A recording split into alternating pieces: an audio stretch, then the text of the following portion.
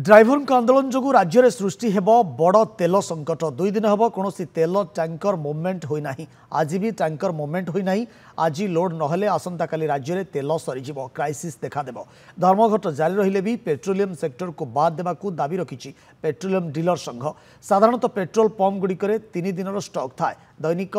3607 किलोलिटर petrol और 8500 किलोलिटर diesel आवश्यक हुए 2 दिन सरी आसंता काली सकाळू तेल बहु टांकी सरी संध्या सुधा सबुआड़े तेल सरी तेल होउची लाइफलाइन मूवमेंट स्वास्थ्य आईन श्रृंखला सबुकिछि बाधाप्राप्त हेब दरदाम बढ़िबो एही अति आवश्यक सेवा को कहीं रोक बोली प्रश्न उठी सरकार पक्षर कड़ा निर्देश आसू किए अटकाइले कार्यानुष्ठान नियाजिबा आवश्यक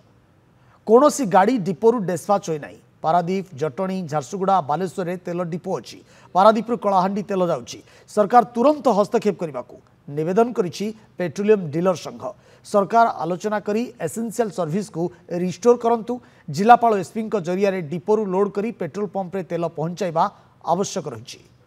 गतकाल कौन परिवहन मुवमेंट हो पारि ना पेट्रोल डीजेल कौन पेट्रोल पंप को ओडिशा सारा मुवमेंट करा जाई पारि ना आज कौन टैंकर मुवमेंट है ना एपर्यंत यही स्थिति जदि लगी रहे आज लोडिंग होकरी डिस्पैच न हुए ताहले निश्चित आसंता काली बहुत पेट्रोल पंप रे तेल सरीज एवं क्राइसिस भाया सिचुएशन क्रिएट हो तो निहाती दरकार होची जे आइदर महासंघर धर्मघट जारी रहू बा से माने कॉल ऑफ करंतु किंतु अति आवश्यक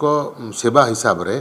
पेट्रोलियम सेक्टर को से माने एथरु बाद देइचंती आरंभ भी कहते बाद देइचंती किंतु एबे से निज ड्राइवर मानु कहवा कथा जो माने स्टीयरिंग छाड़ करिसंती फेरी जिबा पई एवं लोकन को असुविधा न हुए से तेल परिवहन आरंभ करबा दरकार।